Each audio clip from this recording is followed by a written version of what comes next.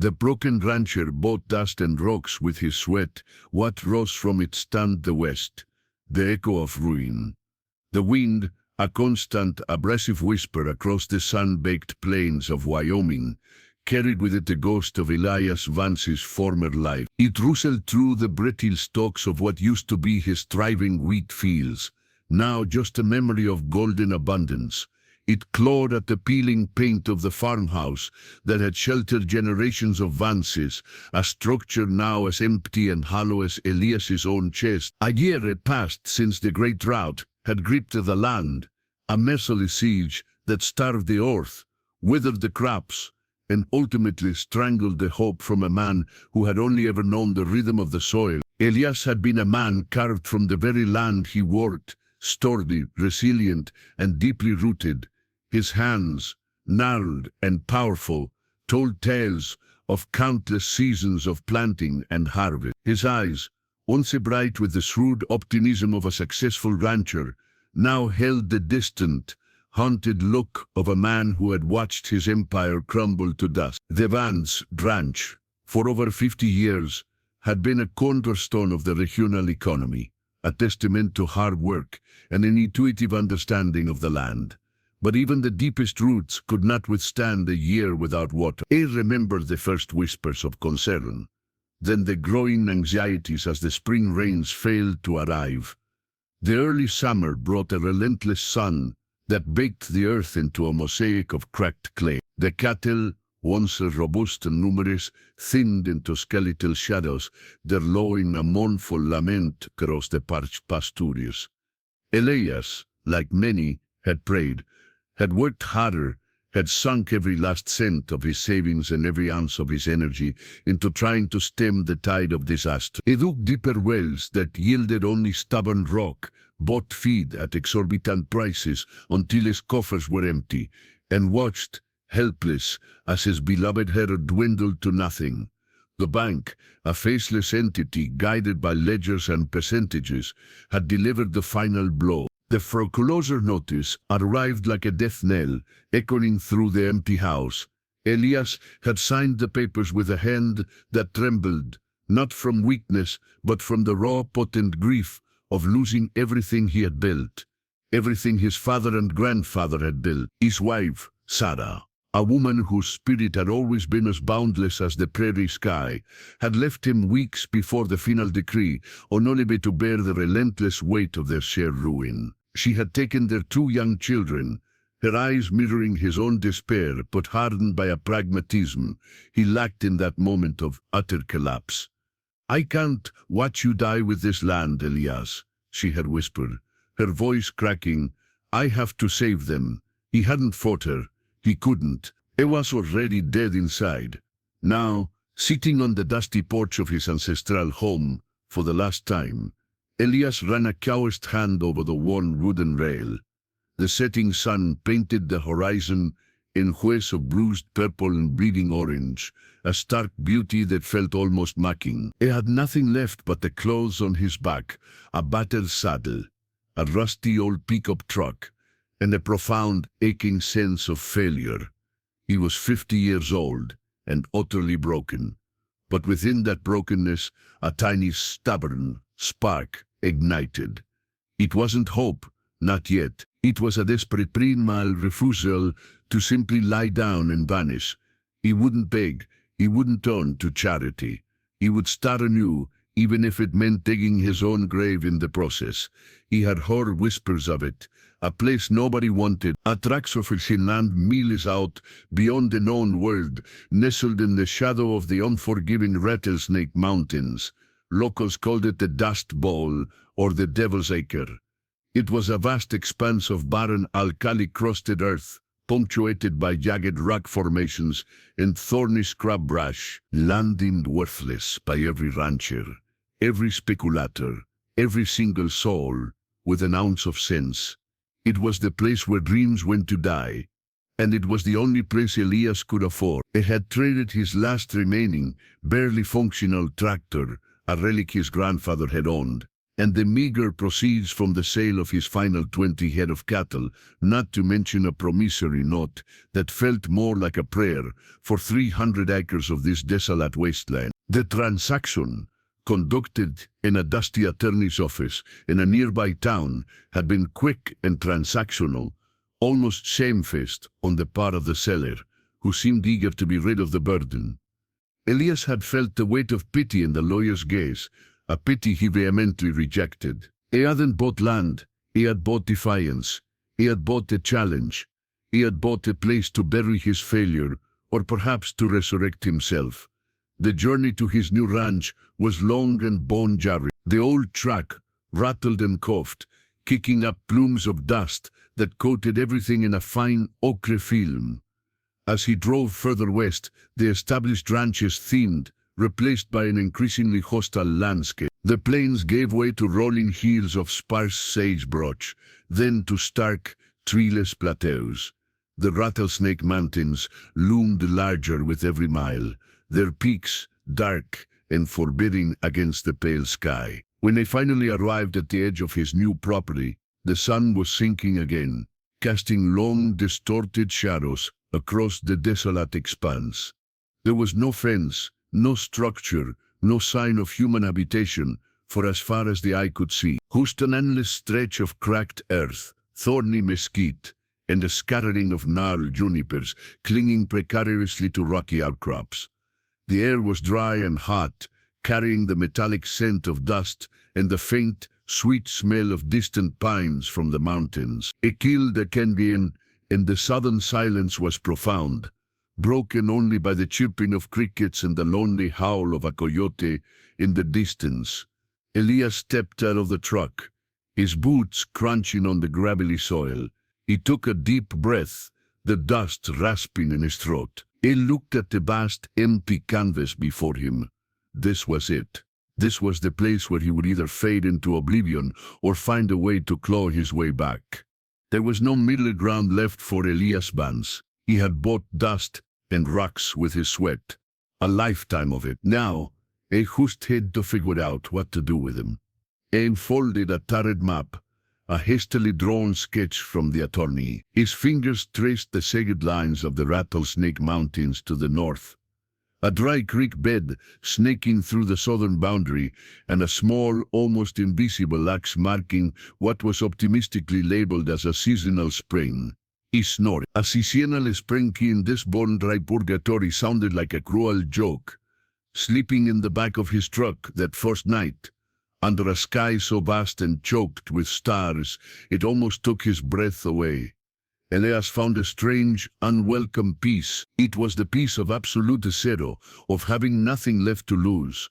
The wind continued its mournful song, but tonight it felt less like a lament and more like a challenge. He closed his eyes, the taste of dust on his tongue, and dreamt of what. Are you enjoying Elias's journey back from the brink? If so, hit the like button and subscribe for more stories of resilience and unexpected triumphs. Your support helps bring these narratives to life. Elias woke with the sun, the harsh glare an immediate reminder of his new reality. His muscles ached from the uncomfortable and his throat was parched. He reached for his canteen, the lukewarm water, a meager comfort.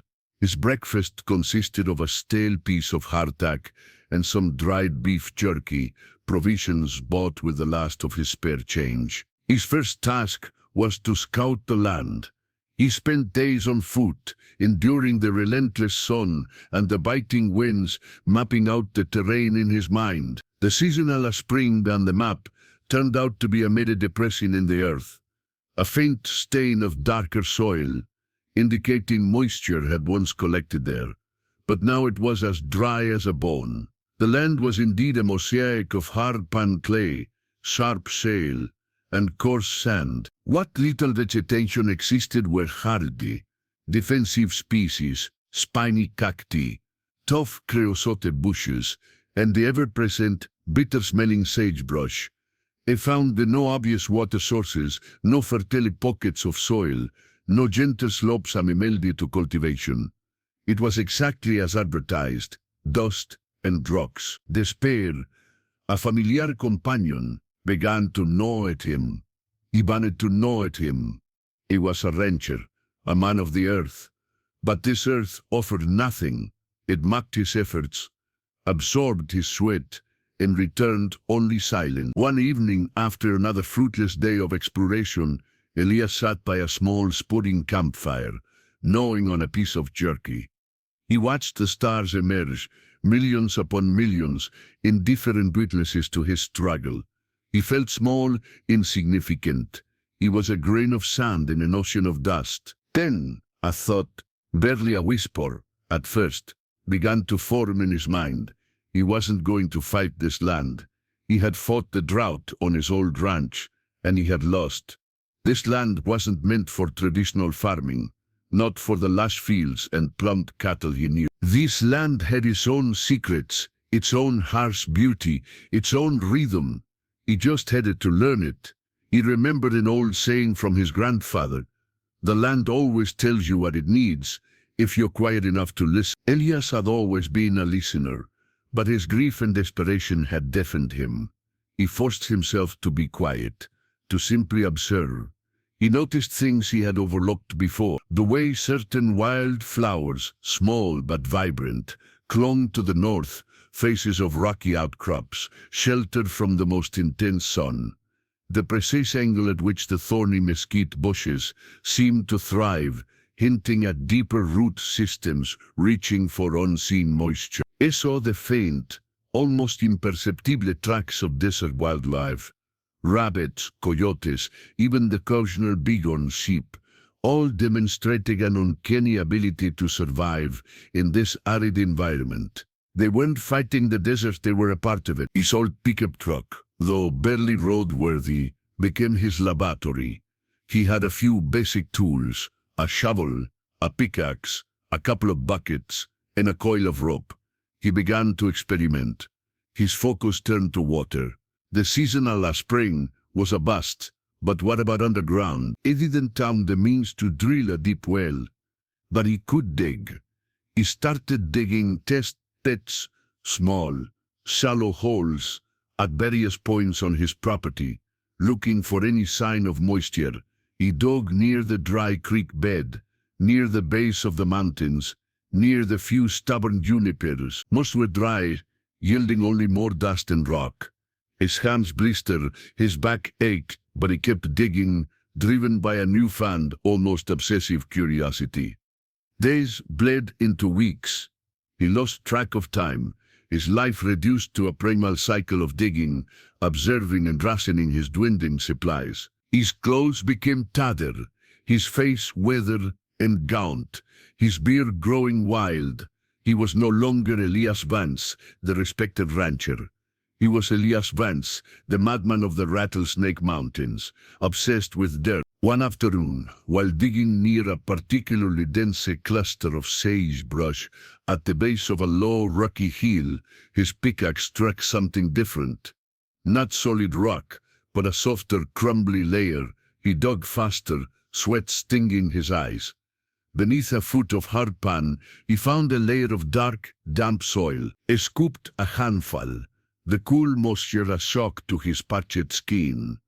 It wasn't a gushing spring, not even a trickle, but it was damp. It was a promise. It was a promise. It was a promise. He continued to dig, widening the pit, following the vein of moisture. It seemed to follow a slight downward slope, snaking around the base of the hill. He realized it wasn't just finding damp soil. He was uncovering a network of underground capillaries, collecting runoff from infrequent mountain rains that would otherwise evaporate instantly on the surface. These underground channels were acting as natural conduits, preserving precious moisture. It was a revelation. This wasn't a place without water. It was a place where water existed, but demanded a different kind of understanding, a different approach to be found and utilized. He didn't need to fight the aridity. He needed to adapt to it. His vision began to take shape. He wouldn't try to force crops that demanded abundant water. He would work with what the land offered. He would capture and channel every precious drop of moisture. He would cultivate plants and raise animals uniquely suited to this harsh environment, hardy and resilient. Just like himself, his plan was ambitious, perhaps foolhardy, but it was he. He would build a system of shallow trenches and small catchment basins, guided by the natural contours of the land, to collect any surface runoff and direct it towards these underground veins. He would dig deeper, wider pits along these veins, creating small subterranean reservoirs. They would use their existing, hardy vegetation as a guide, understanding their secret language of survival. He had but dazed and rocks, yes, but he was beginning to see the hidden currents beneath them, the silent, resilient heart of the desert. The West might not have been stunned yet, but Elias Vance was. He had found a reason to swing his pickaxe one more time, not in despair, but with a burgeoning, fierce hope. This story is a testament to perseverance. Have you ever faced an insurmountable challenge and found an unexpected solution? Share your experiences in the comments below. Tebiel, armed with his newfound understanding and a relentless drive, Elias Vance began to transform the Devil's Acre. His days were a blur of back-breaking labor. He used his pickaxe and shovel as extensions of his own will, carving channels into the hard earth. He moved rocks, not to clear them entirely, but to strategically place them as miniature dams and deflectors, guiding the sparse rainfall towards his catchment pits. He learned to read the subtle slopes, the minute depressions, the almost invisible paths water would take. His system was crude but effective. Small, terraced beds began to form, fed by his carefully engineered underground network. He reinforced the walls of his subterranean reservoirs with rocks he painstakingly carried, creating a series of small, interconnected cisterns that slowly, painstakingly began to accumulate water. It wasn't enough for traditional irrigation, but it was enough to sustain a different kind of life. He focused on plants native to arid environments, species he'd once considered weeds. He collected seeds from the most robust mesquite, the most resilient cacti, and the surprisingly nutritious desert grasses. He experimented with growing them in his prepare bed, nurturing them with droplets of water drawn from his reservoirs. The growth was slow, agonizingly so, but it was grown a small, defiant green shoot pushing through the dust was a victory more profound than any bountiful harvest he'd ever known. He also turned his attention to livestock.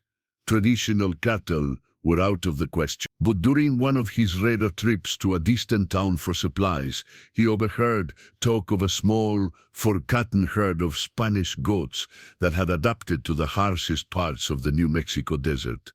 They were lean, tough, and could thrive on scrub brush and sparse forage. It took weeks of searching, driving his sputtering truck across hundreds of miles of back roads, but he eventually found a rancher willing to part with a small, scraggly group of 15 goats for a fraction of what they were worth. They were as broken as Elias, but he saw their potential. Bringing them back to his isolated ranch, Elias built a rudimentary corral from scavenged wood and barbed wire. The goats, initially wary, soon settled into a routine. They browsed the tough desert vegetation that his land offered, finding sustenance where no cow ever could. Elias observed them, learning their patterns, understanding their resilience. He discovered that their wastes, surprisingly rich, given their diet, could be used to enrich the poor soil in his cultivated beds. It was a symbiotic relationship, the animals helping the land, and the land, in turn, sustaining them. Word of the madman out in the Rattlesnake Mountains began to trickle into the nearby towns. Rumors, distorted and embellished, painted a picture of a recluse, a hermit, perhaps even someone who had lost his mind after losing his ranch. Nobody believed he was actually doing anything out there, certainly not building anything of value. Who could make dust and rocks bloom? One scorching afternoon, a grizzled prospector named Jabedia, who occasionally wandered through the fringes of Elias's property, stumbled upon one of his green beds. Jabedia was looking for gold, not greenery, and his eyes, accustomed to seeing only barren rock, widened in disbelief. He saw a small patch of thriving, drought-resistant crops, perhaps desert legumes or a hardy variety of quinoa, irrigated by a barely visible, meticulously constructed drip system, fed from a rock-lined pool. He shook his head, wiped his brow, and concluded the sun had finally cooked his brain. But the image stuck with him. Jabedia returned to the nearest saloon, a dingy establishment called the Dry Gulch, and recounted his tale. The regulars, cynical and hardened by years of broken promises and dashed hopes, scoffed. Elias Vance, that fool bought the devil's acre, is probably seeing mirages. But something had begun, a seed of curiosity.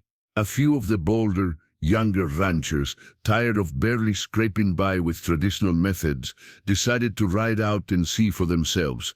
What they found wasn't a miracle. They saw an extensive network of low, carefully constructed rock walls and shallow trenches that spider-webbed across hundreds of acres. They saw small, verdant pockets of cultivation, not acres of wheat, but incredibly vibrant, specialized crops thriving in the harsh sun. They saw the hair of hairy goats, surprisingly robust, grazing on terrain that would starve conventional livestock. Most astonishingly, they saw a series of underground cisterns filled with water, meticulously covered to prevent evaporation. Elias, strict and lean, greeted them with a quiet dignity. He explained his methods, his philosophy of working with the land, not against it. He spoke of capturing every raindrop, of understanding the subtle hydrology of the desert, of selecting species that reveled in adversity. He showed them how the mesquite trees, once seen as worthless scrub, were providing shade and enriching the soil, acting as natural windbreaks, and even yielding a surprisingly sweet pod. The young ranchers were stunned. They had come expecting to mock a madman, but they found a pioneer. This wasn't conventional ranching. It was something entirely new. It was a desert ecosystem, painstakingly cultivated by one man's sweat and intellect. The reports back in town were met with a mixture of awe and disbelief. Older, more conservative ranchers dismissed it as a fluke, too much effort for too little return, or just Vance's craziness. But the younger generation, feeling the pinch of increasingly dry seasons and dwindling profit, saw a glimmer of hope. They saw a path forward, where others saw only endless struggle. Elias Vance, the broken rancher, was quietly, patiently laying the foundations for a revolution. He was proving that dust and rocks, when understood and respected, held an astonishing potential. The West wasn't a stand yet, but it was certainly starting to whisper. The green shoots of defiance were pushing through the hard pan, and they were beginning to catch the eye of a few brave souls. What do you think of Elias's innovative approach? His journey is inspiring. If you're gaining valuable insights or simply enjoying the tale, please leave a comment with your thoughts. We love hearing from you. Skepticism eventually gave way to curiosity, and curiosity to admiration, as the stark reality of what he had achieved became undeniably. His once barren Devil's Acre, now christened Vance's Heaven by the increasing number of visitors, was no longer a patch of dust and rocks. It was a thriving, albeit unconventional, oasis. The network of trenches, catchment basins, and underground cisterns had grown exponentially. Elias, no longer alone, had begun to attract help. First, it was the curious young ranchers who volunteered their time, eager to learn his methods. Then it was families seeking a new start, drawn by the promise of fertile land, even if it was a fertility painstakingly coaxed from the desert. They had developed a unique, integrated system. Spanish goats, now a flourishing herd, grazed the outer reaches of the property, clearing tough brush and fertilizing the soil. Their waste was carefully collected and composted, Enriching the carefully prepared beds where Elias cultivated a variety of drought-resistant crops, specialized varieties of corn and beans, hearty root vegetables, and medicinal herbs that thrived in the arid climate. He even experimented with a resilient, native variety of cotton that required minimal water. The mesquite trees, once scorned, became an integral part of his ecosystem. Their deep roots stabilized the soil and tapped into deeper water sources, while their canopy provided shade, reducing evaporation. Elias discovered how to process their pods into a nutritious flour, a valuable food source. He also started planting native fruit-bearing cacti. Their juicy fruits, a welcome addition to the diet, and a source of natural hydration. Vance's heaven became a living laboratory. Elias, the broken rancher, transformed into Elias Vance, the desert agronomist, the master of arid land management. He meticulously documented his observations, his successes, and his failures, creating a body of knowledge that was invaluable. His biggest challenge, and eventually his greatest triumph, was water management. He refined his system, developing clever, gravity-fed drip irrigation using recycled materials, ensuring every drop reached its intended plant. He even experimented with innovative dew collection techniques, using specially designed surfaces to condense atmospheric moisture during cool desert nights. The seasonal spring, on his map, once a dry mockery, was now a small, vibrant pool, led by his elaborate system and teeming with life. The transformation was visually stunning. Where once there was only an endless expanse of ochre and gray, now there were patches of vibrant green, the rustle of leaves, and the bleating of goats. The air, once only dominated by dust, now carried the faint, sweet scent of blooming desert flowers and the earthy aroma of healthy soil. The established agricultural community, initially dismissive, could no longer ignore it. Delegations from agricultural colleges, government agencies, and even private corporations began to make the long journey to Vance's haven. They came to study his methods, to witness the impossible. They saw not just a thriving ranch, but a sustainable model for arid land development, a blueprint for turning seemingly worthless land into productive ecological assets. The impact rippled far beyond the Rattlesnake Mountain. Other struggling ranchers facing similar droughts began to adopt Elias's techniques. They started planting mesquite, raising goats, digging catchment basins. Towns that were once drying up began to see new life as sustainable agriculture took hold. Elias' philosophy that the land whispers its needs and humanity must listen became a guiding principle. His old bank, the one that had foreclosed on his family ranch, even approached him, not for payment but for advice on investing in arid land ventures. Elias, with a wry smile, politely declined. He was no longer interested in the old ways of profit and loss. He was building something more profound. One day, Sarah, his estranged wife, arrived at Vance's haven with their now older children. She had heard the stories, seen the newspaper articles, but hadn't truly believed it until she saw it with her own eyes. The man standing before her was thinner, older, his face etched with deeper lines, but his eyes, once haunted, now held a deep, quiet strength. It was still Elias, but he was also someone new, someone forged in the crucible through loss and triumph. So that in breaking him, had remade him. She saw the thriving land, the innovative systems, and the community of people who looked to him with respect and admiration. She saw the legacy he was building, not just for himself, but for a whole region. There were no grand pronouncements, no dramatic reconciliation, just a long, silent embrace, and the unspoken understanding that some wounds heal and some dreams, though broken, can be rebuilt into something entirely new and stronger. Elias Vance, the broken rancher who had bought dust and rocks with his sweat, had indeed stunned the West. He didn't find gold or oil. He found something far more valuable, a new way of living with the land.